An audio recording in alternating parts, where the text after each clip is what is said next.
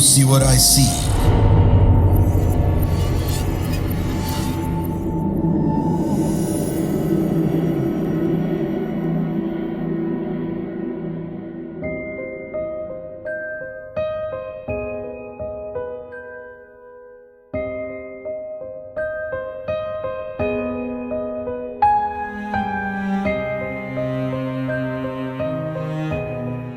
Halo, assalamualaikum pendengar setia podcast Do You See What I See. Pada kesempatan kali ini, saya ingin menceritakan kembali salah satu pengalaman horor dari teman saya, teman sewaktu SMP, dan yang mengalami kejadian ini adalah kakak lelakinya. Jadi gini ceritanya, pada waktu itu mungkin teman saya ini masih SD. Jadi ini kakaknya yang nomor 1. Jadi kakaknya, di bawah kakaknya tuh masih ada kakak perempuannya, baru si teman saya ini. Kita sebut aja kakak ini Kak Hen ya. Nah, Kak Hen ini kan umurnya lumayan jauh dari si teman saya.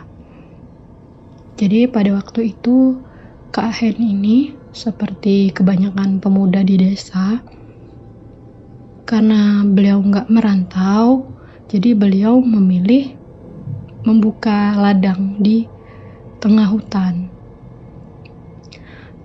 Jadi pada saat itu untuk proses pembukaan ladang ini, terlebih dahulu itu pohon-pohon yang ada di hutan itu harus dibakar, kemudian sisanya baru ditebang-tebangin. Nah, Kak Hen ini ngelola kebunnya itu sendiri, jadi udah mandiri, memang kebun kepunyaannya gitu. Singkat cerita, begitu kebunnya udah jadi nih ya, udah mulai nanam gitu, udah mulai nanam beberapa bibit, udah nanam padi, udah nanam sayur mayur gitu, tapi kondisinya kan habis dibakar gitu ya, jadi tanahnya tuh masih hitam, terus ada beberapa pohon itu kan yang ditebang meninggalkan tunggulnya, kami bilang tunggulnya ya, gak tahu kalau bahasa Indonesianya apa, ninggalin tunggul gitu. Nah itu biasanya tetap dibersihin gitu. Nah, pada hari itu Kak Hen ini rencananya mau agak melebarkan kebunnya, jadi ke sisi sebelah timur gitu, agak ngelebarin sedikit lah. Jadi pagi-pagi udah selesai sarapan di pondok kecil yang dibuat Kak Hen buat berteduh. Nah, Kak Hen ini langsung keliling ke kebun, ke sisi timur itu.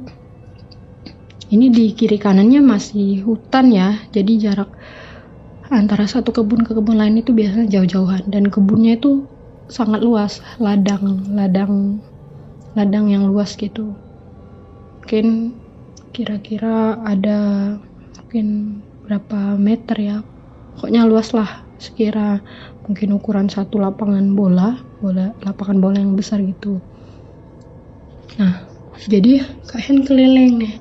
Begitu beliau keliling, beliau ini ngelihat satu gundukan tanah yang lumayan tinggi lah, dan di atasnya itu ada pohonnya nggak terlalu besar, sedang aja lah, mungkin sebesar betis ya.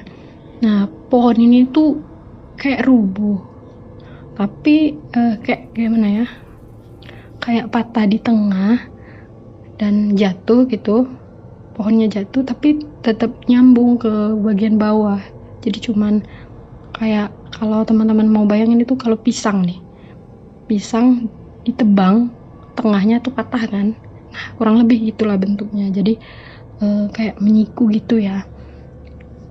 Nah, Kak Hen ini entah kenapa tuh ngerasa kesel banget lihat pohon itu gitu.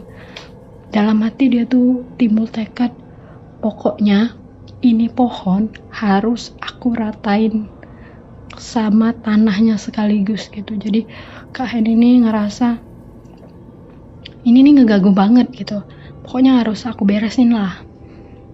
Jadi singkat cerita, dia balik lagi ke pondok, dia ngambil alat-alat, dia ngambil parang, dia ngambil dia ambil pacul gitu kan,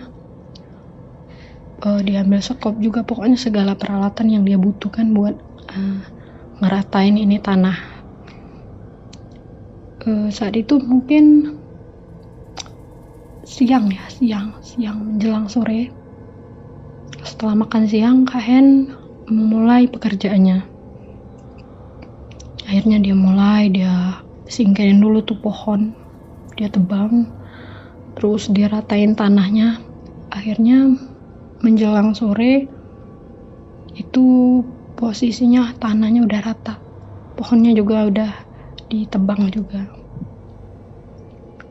Lega nih hati Kak Hen kan.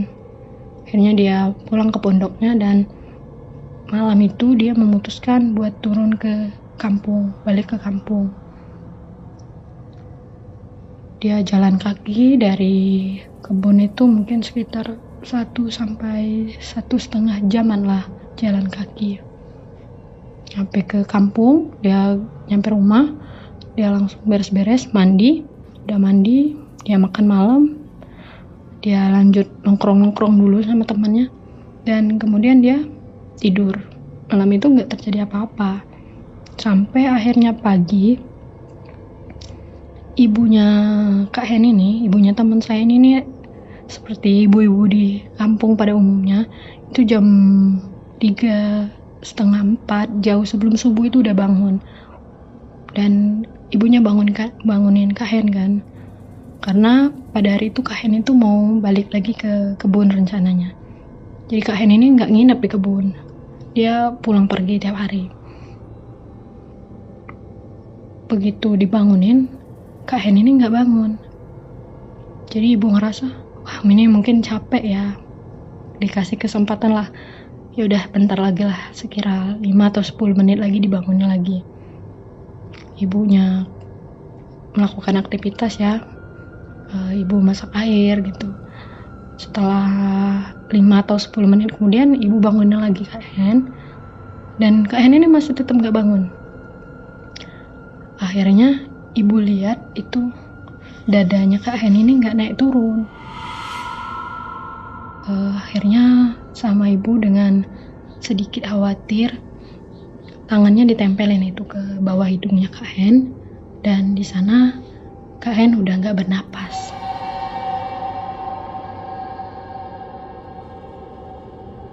Di situ ibu langsung menjerit, langsung histeris karena mengetahui Kak Hen ini udah meninggal. Akhirnya semua keluarga ngumpul, anak-anak yang lain kebangun juga. Dan pagi itu akhirnya dikabarkanlah ke Pak Ustadz di kampung kami buat diumumkan di masjid tentang meninggalnya Kak Hen ini. Akhirnya warga pada ngumpul, dan pada saat itu rumah rame, ada yang bantu masak, ada yang bantu beres-beres lah, pokoknya di rumah tetangga ini bahu-membahu lah. Pokoknya pada saat itu rame lah sudah rumah ya. Cuman ibu ini masih ada perasaan gak ikhlas gitu. Kok kenapa tiba-tiba anak lelakinya ini meninggal tanpa sebab yang jelas? Karena Kak Hen sendiri tuh gak punya riwayat penyakit apapun ya. Beliau ini alhamdulillah sehat. Ibu nangis aja tuh gitu, masih gak terima tetangga pada nyabarin gitu kan. Sesekali ibu tuh menggoncang tubuh Kak Hen gitu. Hen, bangun Hen, kenapa kamu tega ninggalin ibu Hen gitu kan. Kenapa Hen cepet banget kamu pergi. Sama teman-teman juga ditenangin. Jadi kata teman saya pada waktu itu, suasana tuh sedih banget karena nggak nyangka gitu kan, Kak Hen ini kok tiba-tiba meninggal. Akhirnya sama Pak Ustadz sama yang lain-lain itu dibacain Yasin, dibacain surah-surah yang lain gitu, pokoknya didoakan lah buat mengantar Kak Hen. Dan Kak Hen ini pada saat itu udah dimandiin ya, udah bersih, udah dikafanin, tapi belum dikebumikan karena kalau nggak salah ingat saya yang diceritakan teman itu masih nunggu keluarga yang di luar kota. Nah, singkat cerita karena ibu ini masih nggak ikhlas, terus dipanggil gitu, Hen jangan pergi, Hen jangan pergi nak, jangan tinggalin ibu nak. Dan kalian tahu, tiba-tiba Kak Hen ini ngebuka matanya, dia melek. Semua orang kaget dong, dan di situ pokoknya pada kaget, pada heboh lah ya pada waktu itu. Ini kenapa? Hen ini ternyata mati suri gitu. Akhirnya sama Pak Ustadz disuruh ambilin air putih, disuruh minum gitu kan, ditanyain, Hen gimana perasaannya, pokoknya ditanya-tanya gitulah ya, Hen gimana perasaannya, ada yang sakit nggak gitu kan. Kak Hen ini kayak orang linglung gitu loh, cuman ngelihat ke kiri ke kanan ke atas ke bawah gitu kan, pokoknya kayak orang yang nyawanya belum ngumpul lah. Akhirnya ditenangin dulu gitu kan, warga yang lain-lain itu disuruh ngasih ruang dulu lah buat keluarga gitu kan. Tapi ya namanya kejadian seheboh itu ya, tetangga masih lah tuh ada yang ngintip-ngintip dari jendela gitu kan. Akhirnya sama Pak Ustadz ini Kak Hen ini dibacain doa, dan tiba-tiba Kak Hen ini kayak orang kesurupan.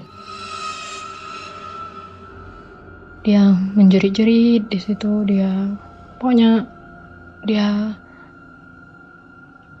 kayak orang kesurupan pada umumnya. Dan ditanyalah sama Pak Ustadz sosok yang masuk ke tubuh Kak Hen ini. Si sosok ini bilang dia harus bawa Kak Hen karena nyawa harus dibayar nyawa. Loh, kenapa gitu kata Pak Ustadz kan? Karena anak lelaki ini sudah membunuh anak saya. Kapan itu kejadiannya, ditanya Pak Ustadz kan? Karena kami merasa Hen ini anak baik, dia nggak pernah melakukan kejahatan. Kalian itu nggak tahu aja lah gitu kata si sosok ini kan. Dia menghancurkan rumah kami, dia membunuh anak saya yang masih bayi, yang masih berada di ayunan. Ternyata setelah ditanya-tanya dan diselidiki sama Pak Ustadz, pada hari Kak Hen meratakan tanah itu dan menebang pohon itu, ternyata si makhluk ini, nggak tahu ya makhluk apa, pokoknya kita sebut saja makhluk ini, dia itu lagi ngayun anaknya di pohon yang roboh itu. Jadi mungkin ya, ini kan cerita dari teman saya juga. Di dunia mereka, itu pohon yang roboh itu adalah ayunan si anak dari makhluk ini. Jadi Kak Hen ini sebenarnya tanpa sengaja sudah merusak rumah mereka, merobohkan rumah mereka, dan membunuh anak si sosok ini. Akhirnya sama Pak Ustadz dibilangin, kami mohon maaf yang sebesar-besarnya, anak kami ini, Hen ini tidak bisa melihat keberadaan kalian. Jadi dia melakukan hal tersebut tanpa kesengajaan. Dia tidak ada niat untuk mengganggu kalian begitu.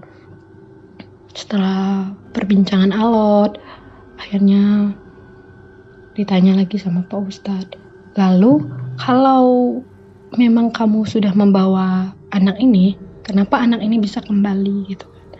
Ternyata Kak Hen ini bisa hidup lagi dan kembali dari alam mereka itu karena panggilan dari ibu yang gak ikhlas ini, yang masih memanggil-manggil Kak Hen itu, ternyata itulah yang membawa Kak Hen pulang gitu.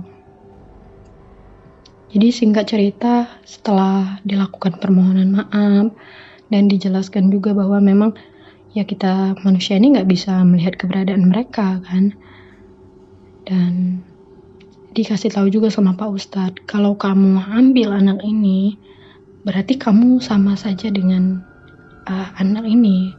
Jadi kamu juga mengambil seorang anak dari ibunya, padahal kamu sendiri sudah merasakan kehilangan seorang anak itu seperti apa. Apakah kamu tega mengambil anak dari ibunya, sedangkan kamu sudah merasa gitu, kata Pak Ustadz kan. Akhirnya ya mungkin itu yang membuat si makhluk ini mau memaafkan, dan dia keluar akhirnya dari tubuh Kak Hen. Setelah dari situ, alhamdulillah Kak Hen ini hidup kembali. Dia menjalani hari-harinya dengan biasa, dengan sehat walafiat ya, tidak ada kekurangan sesuatu apapun. Dan sejak saat itu Kak Hen ini orangnya menjadi orang yang hati-hati banget. Dia takut akan mengganggu orang lain, baik itu yang orang yang nampak maupun orang yang tidak tampak ya. Jadi dia kalau apa-apa tuh pasti dipikirin dulu lah kalau melakukan tindakan apapun. Gak gegabah, gak mengikuti perasaan atau mengikuti hawa nafsu aja ya. Ya mungkin segitu aja cerita dari saya teman-teman. Semoga menghibur.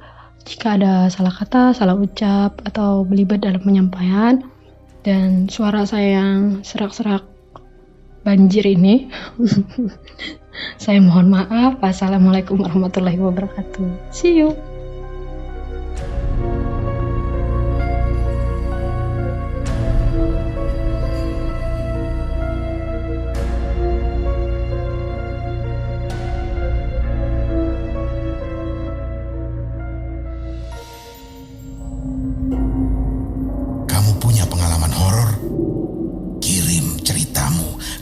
podcast.ceritahoror@gmail.com.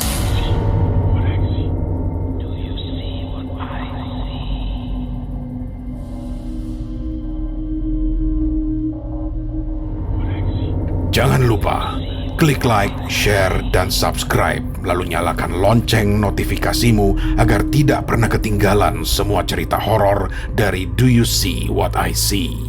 Kamu juga punya pengalaman horor? Kirim ke podcast.ceritahoror@gmail.com. podcast.ceritahoror@gmail.com.